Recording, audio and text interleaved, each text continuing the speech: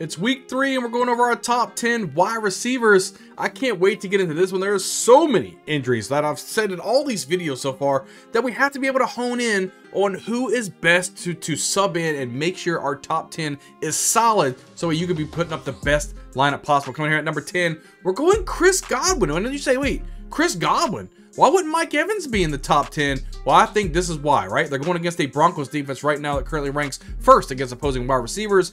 And Baker's favorite target, which is Chris Godwin, should not have Patrick Surtain all over them. That's going to be over Mike Evans. And I think he's a shutdown corner. And if he's already shutting down the #1 wide receiver in Mike Evans, and Chris Godwin is actually the favorite receiver, I think Chris Godwin could eat against this defense. As long as Patrick Surtain doesn't shadow over there to Chris Godwin, then all of a sudden now Mike Evans is having a beast game.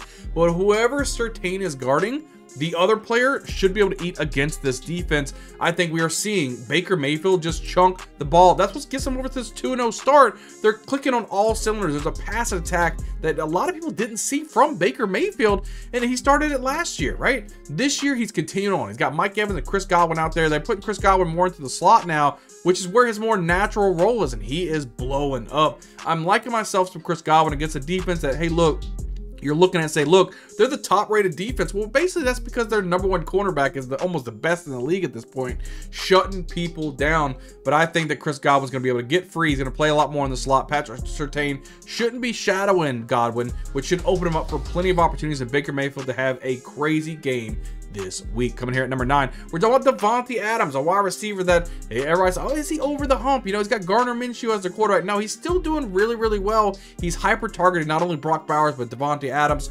getting a lot of receptions. I'm liking what I'm seeing from this guy this week, taking on a Panthers defense that ranks 11th against opposing wide receivers, and he should be used a lot against a bad team. The Panthers did get away from Bryce Young, going to Dalton now.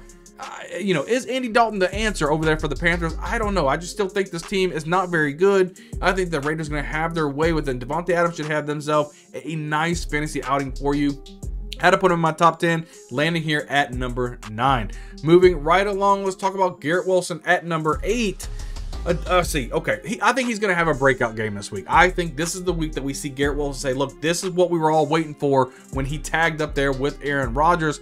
He's had mediocre games. I think he's been doing well, but not what we expect Garrett Wilson to do. He's uber talented, and I think you guys are going to see it this week going against a Patriots defense that ranks 26th against opposing wide receivers. I'm looking for a statement game this week. I think not only from Garrett Wilson, but the entire offense for the Jets. They need to show, look, there are so high expectations.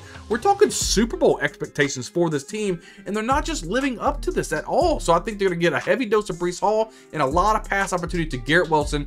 You should see a phenomenal week against a Patriots team that's kind of shocked everybody in their own right. I think the Jets stop all that Patriots action. They go out there, they give the ball to Garrett Wilson quite a bit. We're looking at maybe even a multi-touchdown week. This week, I'm really liking Garrett Wilson. Had to slap him in here at number 8 for me. Come here at number 7, somebody who came alive last week. That's Marvin Harrison Jr. We saw him. He had multiple touchdowns, really catching some bombs down there from Kyler Murray, doing his thing, right? Doing what we all thought he was going to do. He's a highly touted wide receiver out of Ohio State, and he was drafted to be the man for this offense. Week 1, we were kind of like, what the heck is going on? He's dropping passes and everything else. Well, week 2, he came alive. And I think week 3, he's going to continue that trend going against a Lions defense right now that currently ranks 30th against opposing wide receivers.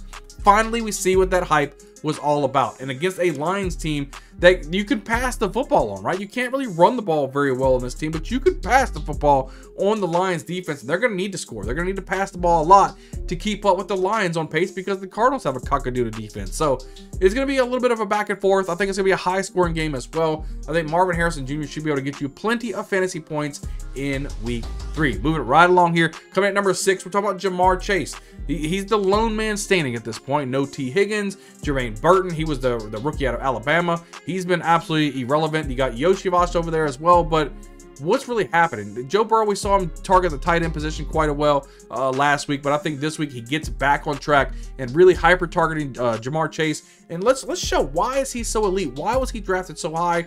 this is the week that we're going to see it. Right now, he takes on a defense that's against the Commanders that ranks 32nd against opposing wide receivers. He should have a field day against this poor defense. The Commanders can't do anything. They can't stop anybody. It's one of those things that, why are you even playing defense? You might as well not even have anybody on the field at this point, right? So I think Ja'Marr Chase has a blow-up type of game and kind of open your eyes a little bit, saying, oh, these guys might be for real this year because they ain't done anything but squat so far this season. But I think the Commanders defense is just what we were looking for. I think he has a killer blow-up game this week. I think a lot of teams, no matter who plays against the Commanders, you need to target the secondary and draft and grab those wide receivers. I think Ja'Marr Chase, this is the week that he gets there. It's a get-right game for Ja'Marr Chase. I strongly believe that as well. So moving right along here at number 5, we're going Rashee Rice, the wide receiver that I was off on because I thought he was going to get suspended. I don't think he's going to get suspended this year now. So now he is the elite target. We saw Travis Kelce pretty much be almost irrelevant for this offense. And the offense is really running through Rashee Rice at this moment. And he's coming through, right? This week they take on a Falcons defense that ranks 9th against opposing wide receivers. He completely outshined Kelce once again into this offense. He's being hyper targeted. He is the man. Xavier Worthy gets some of those gadget plays. And it's like, where's Travis Kelce? Is he still on a date with Taylor Swift? Or what's going on with that? We just don't know at this point. But right now, what we do know is Rashee Rice and Patrick Mahomes has a connection that's very, very special. So if you have Rashee Rice in fantasy football, he's clearly at my number 5 wide receiver on this week because he can get the job done week in and week out. We see it this week, no exception. I think he's a phenomenal play this week. Moving here at number 4, we're going Nico Collins. And boy, did we see what Nico Collins was able to do. 8 catches, 135 yards, and a tutty. He was rocking and rolling, absolutely rocking and rolling with CJ Stroud. Yes, there's going to be some games that's going to frustrate you because they do have Stephon Diggs and they do have Tank Dell, and they're going to have some bomb and they're going to have some good games as well, which is going to kind of put a little nick into the production of Nico Collins. But we know he is the clear number 1 wide receiver for CJ Stroud, taking on the defense right now against the Vikings that ranks 17th against opposing wide receivers. And again, that clear number 1 target.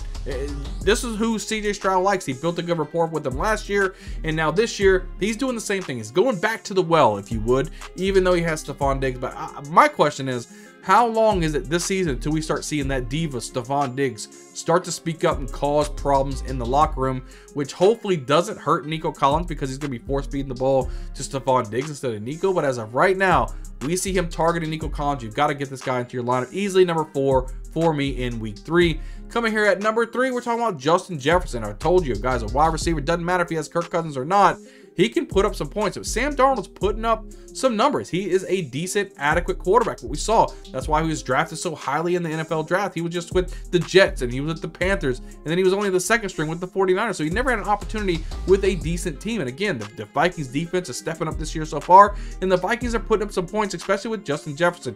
I know it doesn't hurt to have an elite wide receiver like Jefferson on your team, but this week they take on a Texans defense that ranks 20th against opposing wide receivers.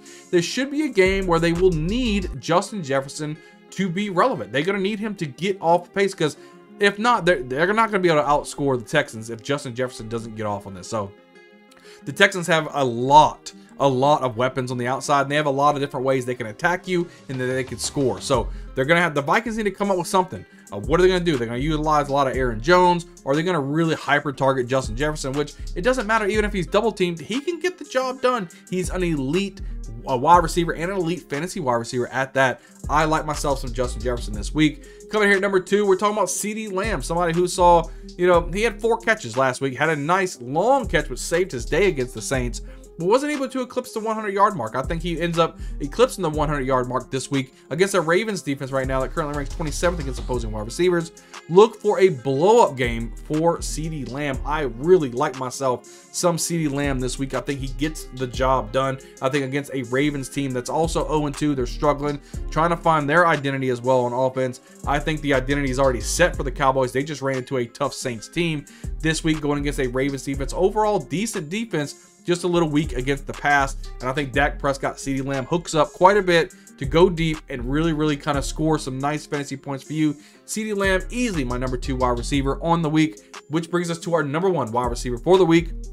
I have to say Amon-Ra St. Brown. I think that he's starting to catch along, right? He's starting to get his targets. Week 1, a little bit of a disappointment, right? So we didn't know what we were going to get out of Amon-Ra St. Brown. But Jared Goff, he's not stupid. He's not stupid. He knows he's going to go to his man. His man right now is Amon-Ra St. Brown. I think he's going to have himself a phenomenal game going against the Cardinals defense that currently ranks 23rd against opposing wide receivers. I see St. Brown being hyper targeted this week. I don't think the Cardinals are necessarily going to keep up. They're going to try with Marvin Harrison Jr. and Kyler Murray, but we know the Lions are going to try to score a lot, and they're going to need Amon-Ra St. Brown to have themselves a big game this week. I think you see him getting 10 plus receptions this week. It's going to absolutely blow up, have a monster game. I had to easily put him at number 1 for me. Guys, leave a comment down below, right? I mean, who do you guys think in the top 10 that should be in there that I do not have in there? Make sure you guys hit the like button, hit the subscribe button, guys. We are pumping out multiple videos each and every week to help you best set the best lineup possible so that you can ultimately win a championship. I can't wait to see you guys on the next video. We'll see you guys next time.